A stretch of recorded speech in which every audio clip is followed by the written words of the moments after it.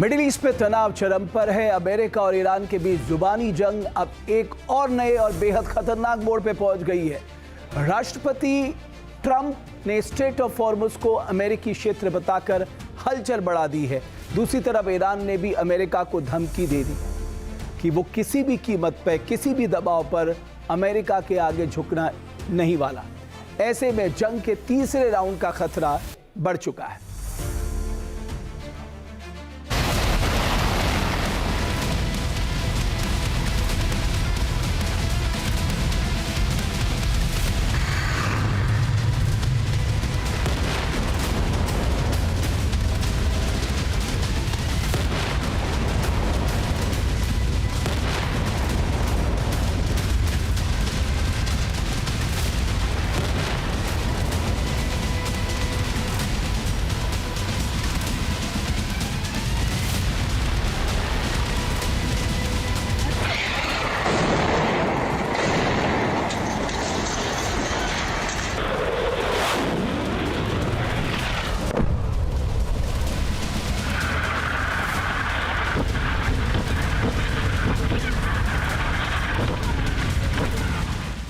Hormuz को लेकर तनाव बढ़ रहा है।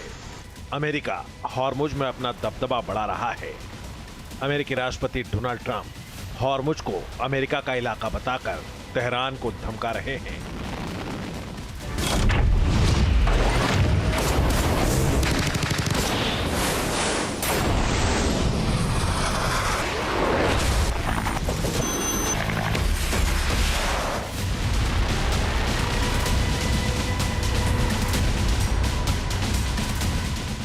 दूसरे चरण के युद्ध और उसके बाद सबसे बड़ा विवाद हॉर्मुज को लेकर ही है।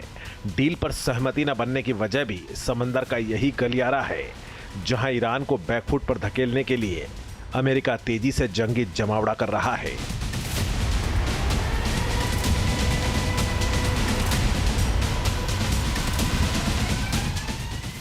इसी मिशन के तहत अमेरिका का USS George Washington middle east के समंदर में मोर्चा संभाल चुका है और अपनी ताकत की नुमाइश कर ईरान पर दबाव बना रहा है। USS George Washington aircraft carrier ने अरब सागर में प्रवेश करते ही नाइट फ्लाइट ऑपरेशंस को अंजाम दिया है। इस दौरान एयरक्राफ्ट कैरियर के डेक से रात में लड़ाकू विमानों ने उड़ान भरी है।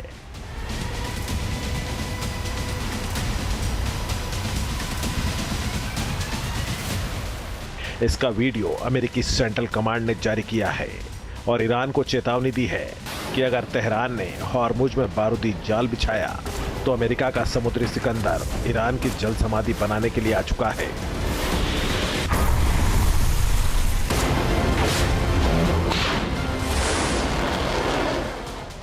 आज की डेट में तकरीबन 20% commercial vessel straight of Hormuz से आ रहे हैं। हालांकि उसकी निगरानी आईआरजीसी कर रहा है, ओमान कर रहा है और अमेरिका ने कहीं ना कहीं अपने जंगी बेड़ों को उनके सपोर्ट में लगा रखा है, जिससे कि वो उनको सुरक्षा प्रदान कर सके। लेकिन पूरी तरीके से स्ट्रेट ऑफ हॉर्मुज खुला नहीं है। तमाम कॉमर्शियल वेसल पे आईआरजीसी ने हमला किया है और जिससे वो ये इंश्योर करता है कि स्ट्रेट ऑफ हॉर्मुज पे उसका वर्चस्व बना रहे। अमेरिका का दावा कि स्ट्रेट ऑफ हॉर्मुज खुला है या उसका मैप जारी कर लेना इस बात को नहीं सब्सटैंशिएट करता है कि स्ट्रेट ऑफ हॉर्मुज उसका है या खुला हुआ है।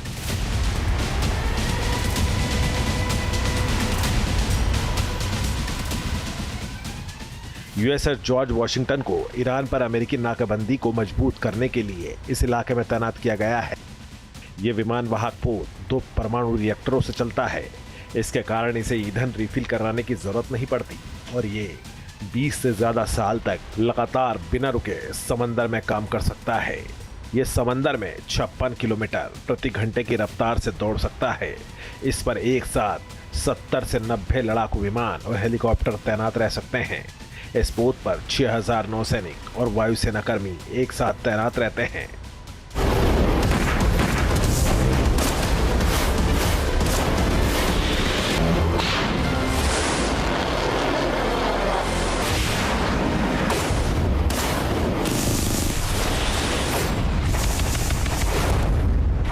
मिडिल ईस्ट में यूएसएस जॉर्ज वॉशिंगटन अकेला नहीं है।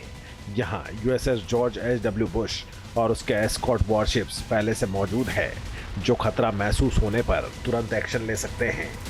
देखिए, जिस तरीके की खबरें आ रही हैं कि अमेरिका ने अपना यूएसएस जॉर्ज वॉशिंगटन को यहां पे डिप्लॉय कर रखा और ये यूएसएस अब्राहम लिंकन को रिप्लेस करेगा।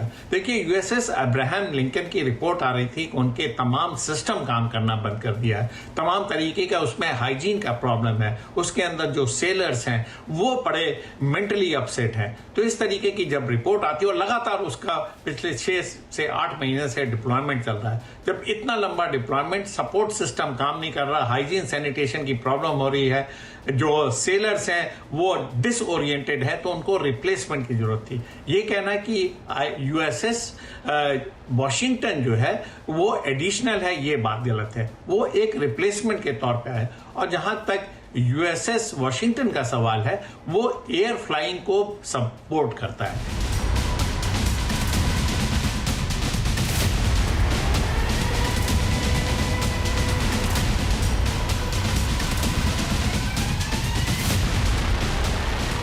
अमेरिका के नेवल ब्लॉकेट के बीच पिछले कुछ समय से हॉर्मुज में जहाज़ों की आवाजाही को लेकर बड़ा बदलाव देखने को मिला है।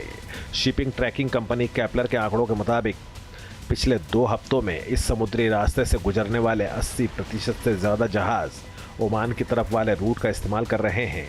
ओमान की तरफ मौजूद समुद्री मार्ग उन कंपनियों के लिए महत्वपूर्ण विकल्प बनता जा रहा है जो ईरान के साथ सीधे टकराव या संभावित हमले का जोखिम नहीं लेना चाहती।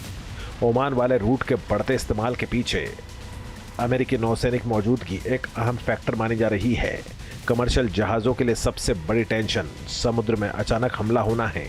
इसीलिए अमेरिकी सैन्य मौजूदगी कुछ जहाज़ों को अतिरिक्त सुरक्षा का भरोसा देती है और इससे वो ईरान के करीब वाले रूट के बजाय ओमान की दिशा में जाने का फैसला कर सकते हैं।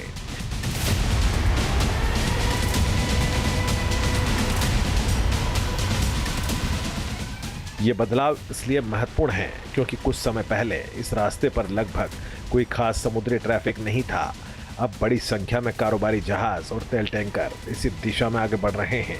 हालांकि इसका सीधा मतलब ये नहीं है कि हॉर्मुज पर ईरान का प्रभाव पूरी तरह खत्म हो गया है, क्योंकि तेहरान की ओर से पहले ही कहा जा चुका है कि स्ट्रेट ऑफ हॉर्मुज पर वो किसी का भी दखल बर्दाश्त नहीं करेगा। ईरान ने साफ किया है कि हॉर्मुज पर पूरा कंट्रोल उसका है।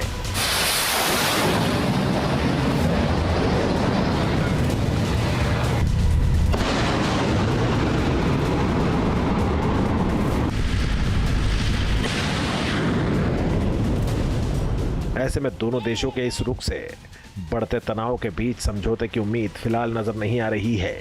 यानी अगर तनातनी इसी तरह बनी रही तो किसी भी वक्त जंग का बिगुल बज सकता है।